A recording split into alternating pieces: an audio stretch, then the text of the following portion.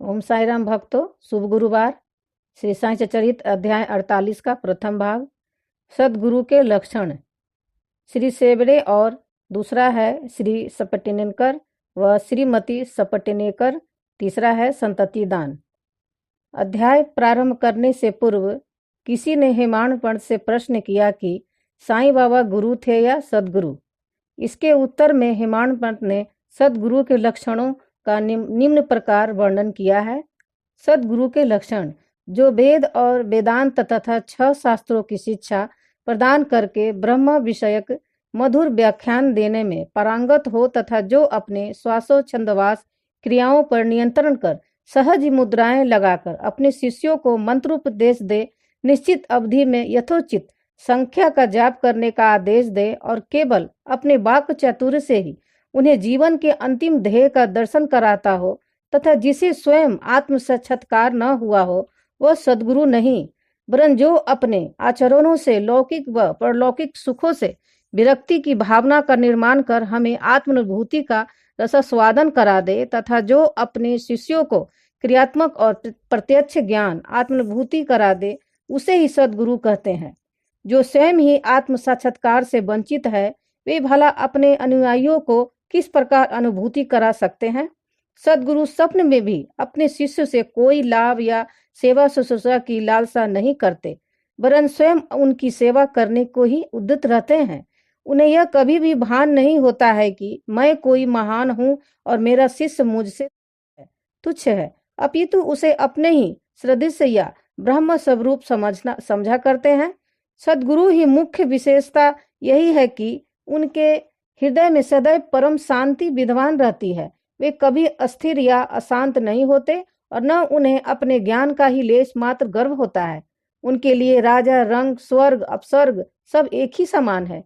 हेमाड़ पंत कहते हैं कि मुझे गत जन्मों के शुभ संस्कारों के परिणाम स्वरूप ही श्री साईं बाबा सदृश सदगुरु के चरणों की प्राप्ति तथा उनके कृपा पात्र बनने का सौभाग्य प्राप्त हुआ। वे अपनी युवावस्था में चिलम के अतिरिक्त कुछ संग्रह न किया करते थे। न उनके बाल बच्चे तथा मित्र थे, न घर बार था और न उन्हें किसी प्रकार का आश्रय प्राप्त था। 18 वर्ष की अवस्था से ही उनका मनोनिग्रह बड़ा विलक्षण था। वे निर्भय होकर निर्जन स्थानों में विचरण करते थे एवं सदा आत्मलीन रहते थे। उनका कथन था कि मैं सदा भक्त के पराधीन रहता हूँ। जब वे शरीर में थे उस समय भक्तों ने जो अनुभव किए, उनके समाधिस्थ होने के पश्चात आज भी जो उनके शरणागत हो चुके हैं, उन्हें उसी प्रकार अनुभव होते हैं। भक्तों को तो केवल इतना ही यथेष्ट है कि यदि वे अपने हृदय को भक्ति और विश्वास का दीपक जलाकर उसमें प्रेम की ज्योति प्रज्वलित करे, तो ज्ञान ज्योति आत्म साक्षात्कार स्वयं प्रकाशित हो उठेगी। प्रेम के अभाव में शुष्क ज्ञान व्यर्थ है। ऐसा ज्ञान किसी को भी लाभप्रद नहीं हो सकता।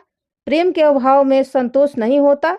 इसीलिए हमारा प्रेम असीम और अटूट होना चाहिए। प्रेम की कीर्ति का गुणगान कौन कर सकता है, जिसकी तुलना में समस्त वस्तुएं तुच्छ जान पड़ती हैं। प्रेम रहित पठन पाठन सब निष्फल है। प्रेमांकुर के उदय होते ही भक्ति, वैराग, शांति और कल्याण रूपी संपत्ति सहज ही प्राप्त हो जाती है।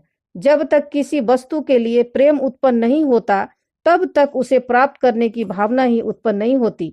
इसीलिए जहाँ व्याकुलता और प्रेम है, वहाँ भगवान स्वयं प्रकट हो जाते हैं। भाव में ही प्रेम अंतर्निहित है और वही मोक्ष का कारणीभूत है। यदि कोई व्यक्ति कलुषित भाव से भी किसी सच्चे संत के चरण पकड़ ले तो भी यह निश्चित है कि वह अवश्य तर जाएगा। ऐसी ही कथा नीचे दर्शाई गई है। श्री सेवड़े अक्कलकोट सोलापुर जिला के श्री सपटेनकर वकालत का अध्ययन कर रहे थे। एक दिन उनकी अपने सहपाठी श्री सेवड़े से भेंट हुई। अन्य और भी विद्यार्थी वहां एकत्रित हुए और सब ने अपनी अपनी अध्ययन संबंधी योग्यता का परस्पर परीक्षण किया। प्रश्नोत्तरों से विदित हो गया कि सबसे कम अध्ययन श्री सेवड़े का है और वे परीक्षा में बैठने के अयोग्य हैं। जब सब मित्रों ने मिलकर उनका उपहास किया, तब सेवड़े ने कहा कि यद्यपि मेरा अध्ययन अपूर्ण है, तो भी मैं परीक्षा में अवश्य उत्तीर्ण हो जाऊंगा। मेरे साईं बाबा ही सबको सफलता देने वाले हैं। श्री सपेटकर को यह सुनकर आश्चर्य हुआ और उन्होंने श्री सेवड़े से पूछा कि ये साईं बाबा हैं कौन, जिनका तुम इतना गुणगान कर रहे हो। उन्होंने उत्तर दिया कि वे एक फकीर हैं जो शिरडी अहमदनगर की एक मस्जिद में निवास करते हैं। वे महान सत्पुरुष हैं। ऐसे अन्य संत भी हो सकते हैं, परंतु वे उनसे अद्वितीय हैं। जब तक पूर्व जन्म के शुभ संस्कार संचित न हो, तब तक उनसे भेंट होना दुर्लभ है। मेरी तो उन पर पूर्ण श्रद्धा है। उनके श्री मुख से निकले वचन कभी असत्य नहीं होते। उन्होंने ही मुझे विश्वास दिलाया है कि मैं अगले वर्ष परीक्षा में अवश्य उत्तीर्ण हो जाऊंगा। मेरा भी अटल विश्वास है कि मैं उनकी कृपा से परीक्षा में अवश्य ही सफलता पाऊंगा। श्री सपेटकर को अपने मित्र के ऐसे विश्वास पर हंसी आ गई और साथ ही साथ श्री साईं बाबा का भी उन्होंने उपहास किया। भविष्य में जब सेबड़े दोनों परीक्षाओं में उत्तीर्ण हो गए, तब सपेटकर को यह जानकर बड़ा आश्चर्य हुआ।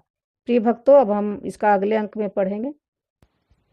प्रिय भक्तों, इस कथा में यही दर्शाया गया है कि जैसे सपेटकर को अपने बाबा पर, भगवान पर इतना उनका विश्वास था, सकारात्मक सोच था उनका, उससे ही सकारात्मक सोच से ही इंसान आगे बढ़ सकता है। और बाबा पर ऐसा अटल विश्वास था उनका, तभी तो बाबा भी उन पर कृपा किए। इसी तरह हम सभी साईं भक्तों को अपने बाबा पर अटल विश्वास रखना चाहिए, ताकि बाबा भी हम लोग पर प्यार और दुलार लुटाएं और आगे हमेशा हम लोग के साथ बाबा रहें। यही मतलब हम लोग का अच्छा सोच रखना चाहिए।